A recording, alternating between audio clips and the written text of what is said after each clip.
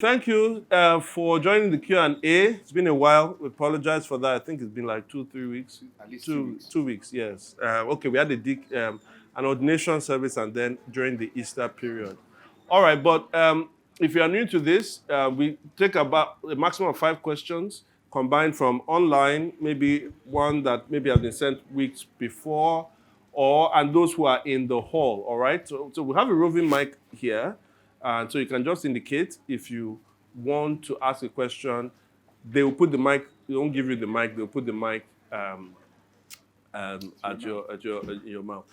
Not in your mouth, but In front of you. in front of you. Okay. All right. So I know there is a question that was sent a few weeks back from Saratu's friend. And it says, how does one reconcile, and maybe you open that passage for us. How does one reconcile Leviticus 21 verse 9 with the New Testament character of God? That's one. How do I respond to those who may say Old Testament practices are like violent religions of today? How should one interpret and understand Numbers 31 in light of violent religions of today? I think Leviticus 21:9 has to do with a priest's daughter if she was found to be a prostitute. Can you read it? If a priest's daughter defiles herself by becoming a prostitute, she disgraces her father, she must be burned in the fire. That is pretty harsh stuff. All right. And then Numbers 31 is really, I think, is the command to destroy the Midianites. All right. To destroy the Midianites. And leave no one. And leave no one, to utterly destroy them. Okay. So that's one question. Any question on YouTube, any question on Facebook, or any question in the hall here? Ofre has a question.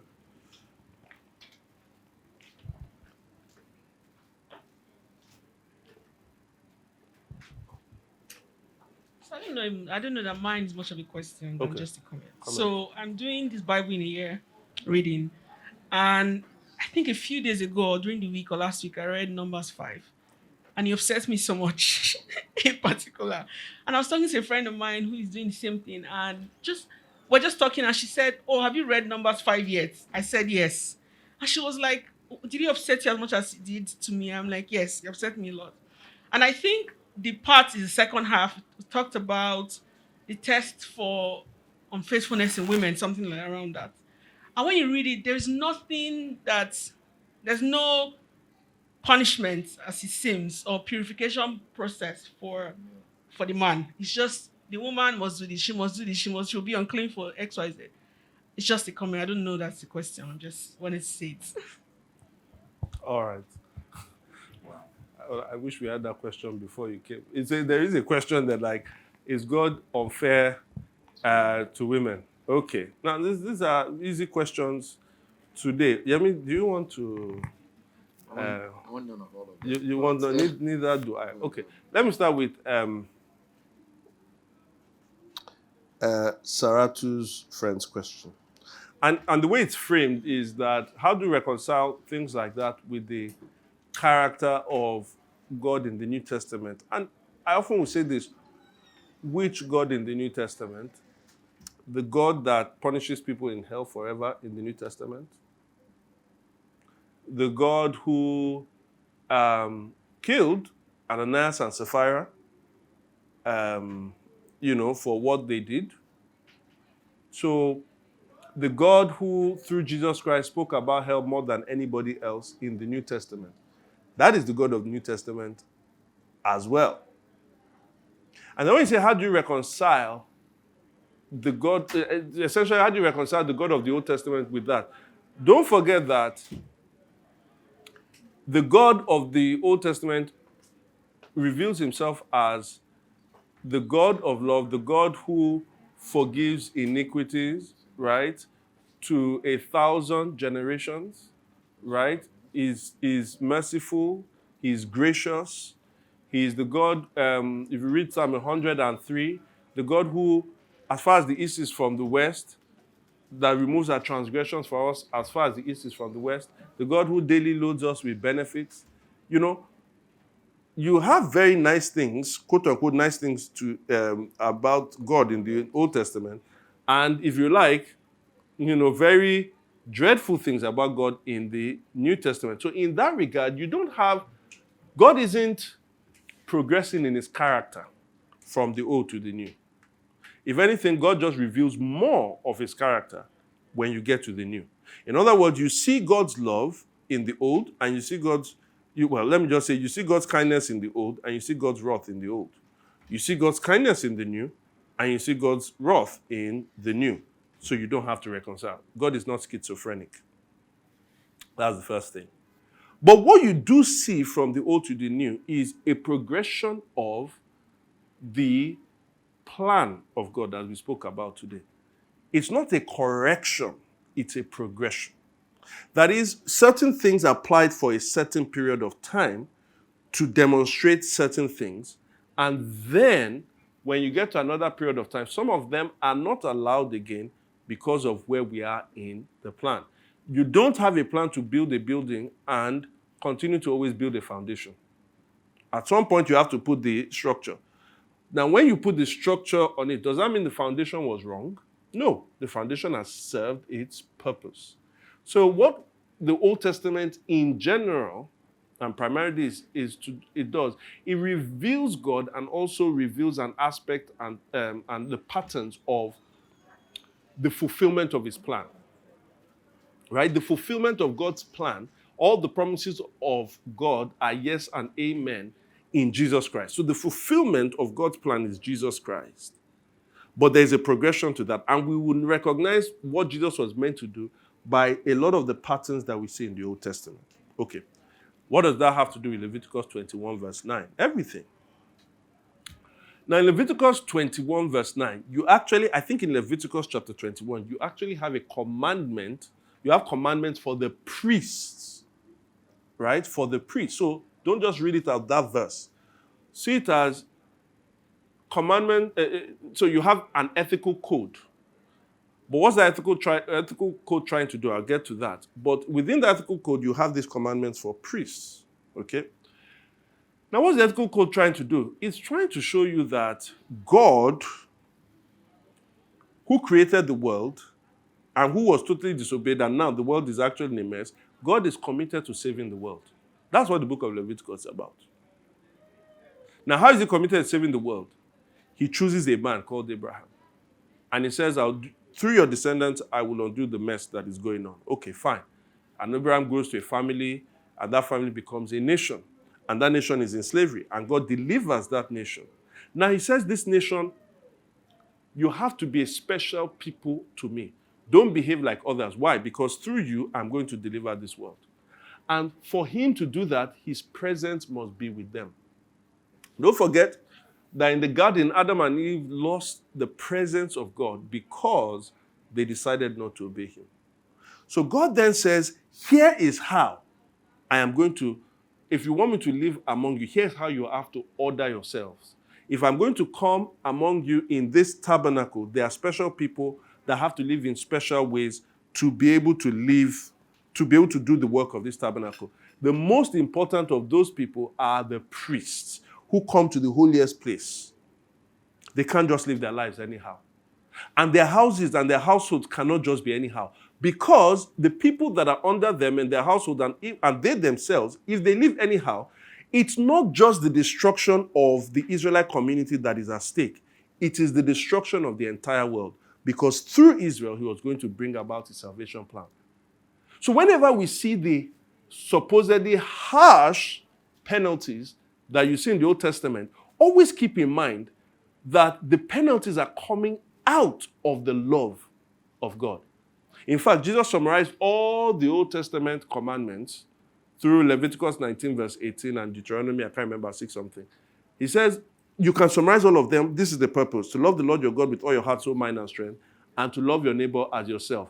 If the priest's daughter lived as a prostitute, not only is she insulting her father, she's insulting the office that God has called him to. She's deciding to lead her own life, and then she's not loving the Israelite community, because living like that will incur the wrath of God and will remove the presence of God and will destroy the Israelite community. So for her to live in that way is the epitome of not just selfishness, it is callousness is not just irresponsibility, it is something that is existentially detrimental to not just that whole community, but to the entire world. Are you getting the point now? There are certain kinds of punishments that we have for certain kinds of crimes in this world. Why do we have it? It's because we're like, if we allow this crime to just keep on going on, we'll be saying something about what we value in this society. And some of those crimes can threaten the existence of this society.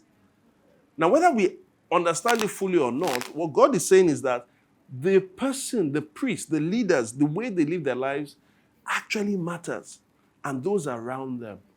And so the prostitution all of a sudden becomes a huge problem. And that is why it is given that kind of punishment.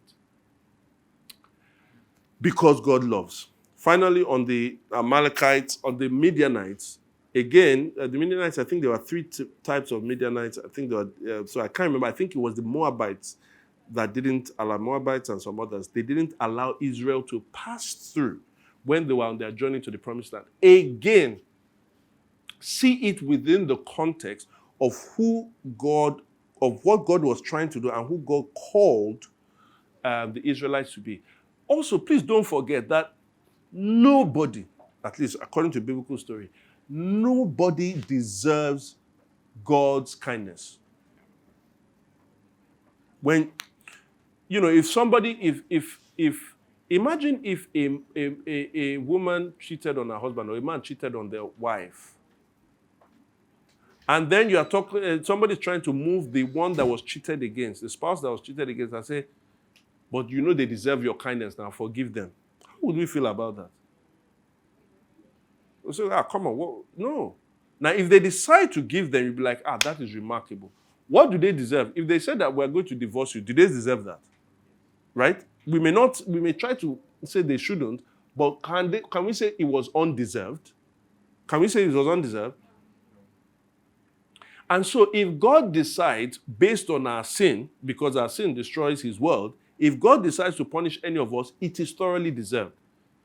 Who God said should go and be destroyed, because it was God that said should be destroyed, it was not undeserving. The only reason why God doesn't kill everyone is not because we deserve it. It's actually just out of his grace and his mercy. So that's the first thing. There's no one undeserving of God's punishment. But at the same time, in the plan of redemption, these people try to scuttle the plan of redemption. They try to, and when I say the plan of redemption, again, if the Israelites did not go to the promised land, we will not be talking about the things we are talking about today. And so God, in his own infinite wisdom, justice, and goodness, said, this is what should happen here.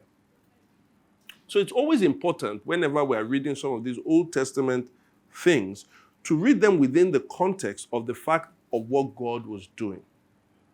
And so that's what I'll say to that. We'll come back to Ophrezon. Yeah. And I was just going to add, 1 Corinthians talks about all the things we read in the Old Testament. So not just the examples you mentioned, but how about the folks who opposed Moses and were judged instantly? All the acts in which you saw the power of God come directly in judgment, not just when he instructs men or women or Israel to kill. All those things can give a sense of, is God unfair? But like Femi says, they violated God's will. They were going to pervert God's way, divert the plan of God, and God responded to them in judgment. And he says those things are examples for us. Those of us who have come to the end of an age where we see God's mercy and we look back and see that is God has always been a God of mercy, and God has always been a God of judgment, and judgment is still waiting for all the evil in the world. When we look back and we see that, he says, it's an example to us to know that this is the God we serve. Our God is a consuming fire. So when we look back, it isn't to say, the God was wicked then and is kind, or why was God, and in fact, what we should be saying is, this is actually what you and I deserve every day when we act like this, but in his mercy, because of Jesus, because of Christ, it says in a way, we are fortunate to have come at the end of the age when we can go before the Lord and find mercy and forgiveness. And he says, but make no mistake, there is coming a time where I will, in this same manner, judge the whole earth. And so we should be thankful that we're recipients of mercy, even as we look back and see the God the character of God that has always been this kind of person. Okay? Now, to Offer's question, if you read Numbers 5, when it's testing, so Numbers 5 is about a lot of purity laws, right? Purity laws were not just, they had a lot, what we call ceremonial stuff, right? Ceremonial stuff, when they say somebody's unclean, they're not just unclean because they lie, right? They are unclean because for men, you have discharge issues, for women, menstrual issues. So all of these things, you can't touch a dead body. There are certain unclean things that make you unclean socially. And so when you read it, it does seem like, man, God is really unfair to women. But there are a number of things that have guided me when I go through because some of the things too, when I read them just like that, I read them like, ouch. Right? But a number of things have guided me. One, somebody said, you can put the whole theology of the Bible in 3 words. And let me say, let me modify it to 6 words. You know what it is? God is good. All the time. Sometimes you don't have to always prove the minute, the details, when the overarching thing has been proved. I don't have to totally always understand how the engine of a plane works, how a pilot flies, how he lands a plane. I don't have to understand that to decide whether or not I'm going to take that flight, right? I have to decide on an overarching thing. Who is this airline? How long have they been flying? And then, all right, I think they'll land me there safely. I may not fully understand. And sometimes, in fact, it's good not to fully understand because there are certain things that will make us panic. Are you getting where I'm going? Now, I may get more interested in those things, but I already have trust in them enough to go. Sometimes I read certain things in the Bible, I'm like, ouch, in my reading of it, on the surface of it, this is what it looks like. But I know God is good. In fact, if God isn't good, and if God isn't fair, and if God isn't just all the time, I can't even talk about justice and goodness as any categories. I can't even talk about them because if God isn't good and God created the world, then good is not good. Evil is actually good. What do I mean? For us to talk about goodness in the world, it assumes that we have objective standards by which we can measure goodness. That we look at this thing and say, based on this standard, this is good. Based on this standard, this is not good. But objective standards are not self-evident. They didn't come from us. They didn't come from you and I. Because sometimes if it's you and I, if it's based on our feelings, there are things that we feel are right now that are not. We grow up and we realize, no, that thing isn't good. You get what I'm saying? So because of that, objective moral standards are not something that comes from human beings. They are outside of human beings. They are given to human beings. Okay, where do we get them from then? Every human being is created equal. Is that right or wrong? How can you prove that from within you? You say, I just know it. No, you don't just know it because most of human existence did not actually believe that. Was it true whether they believed it or not? Was it true whether they believed it or not? No, it's true. So, absolute moral good exists outside of us. So where does it come from? It doesn't come from the people who keep learning it. It must have been given to them. And Christianity will say you can't have objective laws without a lawgiver. And that lawgiver is God. That is, God has to be morally perfectly good to give a morally perfectly standard. But if you get rid of God, then you don't have the perfectly moral standard, and then you can't talk about good or evil. Do you understand what I'm saying? So that is a larger category that makes me say, okay, God is objectively good. Next thing is God is infinitely wise, and I am not. So I may be reading something, and from my own eyes, the way I see it, it may look like it's not good, but God has more, he has more knowledge and more wisdom than I will ever have. So that's another. Third thing is, the thing I may be saying may not be exactly what I think it's saying. One of the things I've realized about the Old Testament laws, many times when I get a question like this, or if I go and study, maybe read some commentaries and everything, I start seeing the background of the thing. I now start understanding a little bit more. So that the thing like there was one, I remember that it was almost like if a woman is, not raped, but I think if she's forced to have a person lie with her, and they didn't use the word rape, it's almost like both of them will be punished. But actually, when you go back and do some Hebrew word study and all of those things, it's not that she was forced to. It was actually if a woman seduced a man if a woman that was unmarried seduced the man. Because when you then look at the next commandment that talks about rape, the man was actually killed. But on the face of it, that's what I saw. Then also you have people, that's why they are scholars. Because don't forget, the world of Leviticus, the world of Numbers, is 4,000 years away from us. It's a different society from us.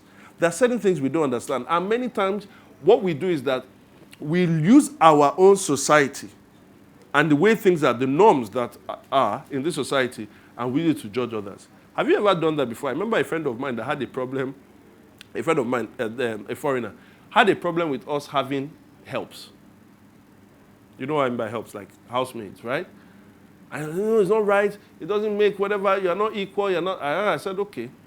So we should let them go. How about you go and tell those helps, and go and tell their families, and go and tell that they should let go. They will say, please, please, please, fight your battle in your country. Just leave us alone. Right? In a society where certain things are not totally developed, you do need those skilled labor. They're not well as educated as you are there. So that person was using the lens of their own society to judge us. They didn't come to understand. Now, if that is, we are living in the same time period, but we're just separated by distance, right? And we have those different things. How about people who were not in the same region, and they were not even in the same generation? Many times when we read it, we just say, this is terrible, this is terrible.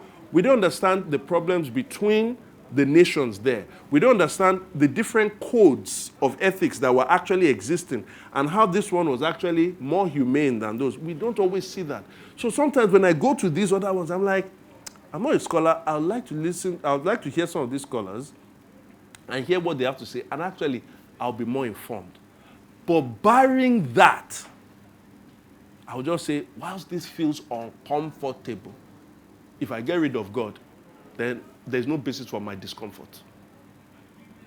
And since God knows more than me, and since God is infinitely wise, and since I don't have all the information I need, I would just see this. Ultimately, this was leading towards a certain plan. I remember we did one about Leviticus 12, about women's purification and all of that. When I studied up on it and I gave the answer, I was like, oh, I've always read it until I studied it. I'm like, so this is what it was saying. If you read that again, it looks terribly unfair. But actually, you go a little bit deeper and you're like, oh, now I see it. So until I do a bit of study on this, I can't give a definitive answer. But I usually use that approach of God is good all the time. Yeah. This, I don't have all the knowledge of this. This is a bit removed from my time. And this is ultimately leading to the plan of redemption. So that's sort of... Could I say something about Numbers 5, for example? In some cases, in addition to what Femi said, thank you very much, is that in many cases we see with study that we see God's grace coming through. So in Numbers 5, for example, those set of laws, the early part was on purification, the second part was testing for an unfaithful wife. And if you read at the very end, it says, these are the laws that were given for when a husband is jealous that a wife has had sexual relations or has been unfaithful, but can't prove it. And when you read it all, it comes down to go to the priest, say a prayer, drink something, but essentially it's leave it to God to judge, as opposed to treating her as if she were guilty of something you couldn't prove. So a lot of times I see also in a number of these ceremonial laws, there's so many parts that are troubling, many parts that require more study, and many parts that you say, in actual fact, given the context of that environment, this is a way in which also God wanted to protect a vulnerable class like women from how a husband would have treated her if they didn't put a law that sort of, held him back and said, go to the priest, let the priest hand him over to God to be the judge, but you can't do anything about that sort of environment. One more thing I should say. When we read the Bible, let's not also forget that though God is not bound by history, God works through history. So sometimes we look and we say, yes, are certain things that are being done less ideal? Yes. For instance, in Paul's time, there was slavery. And we can say, why didn't God just abolish slavery? Does that mean God endorsed slavery? No. But God works through it. Oh, polygamy. Why didn't God has already said from the very beginning of the Bible that polygamy is not right. But within certain contexts where there was polygamy, God says, I'll walk through that. So sometimes the issue is that we look at certain places we have progressed in our society and we're like, God, why didn't you ban this thing there? And God is like, I work through history. I don't always just come in and just say, this is how it is. Because the way things will change is gradual, incremental, and this is what I'm trying to do. I'm ultimately trying to lead the world to Jesus, and then you start forming your views in all of those different things. So sometimes God takes what is less ideal, and he works through that. If you look at the many nations that were around in Mesopotamia at the time, go and read how they've treated women. You will read Deuteronomy, you will read Numbers and Leviticus, and you'll be like, man, these people were way progressive at the time. For instance, in those periods, those times, you say, women were this, women were that. Oh, people were getting married early. Today, what you call career prospects, like, as I was talking about, for women, all of you are working and all of that. In that time, the main career prospect for a woman was getting married. That was the main prospect. They didn't work, they didn't do all of those things. That was it.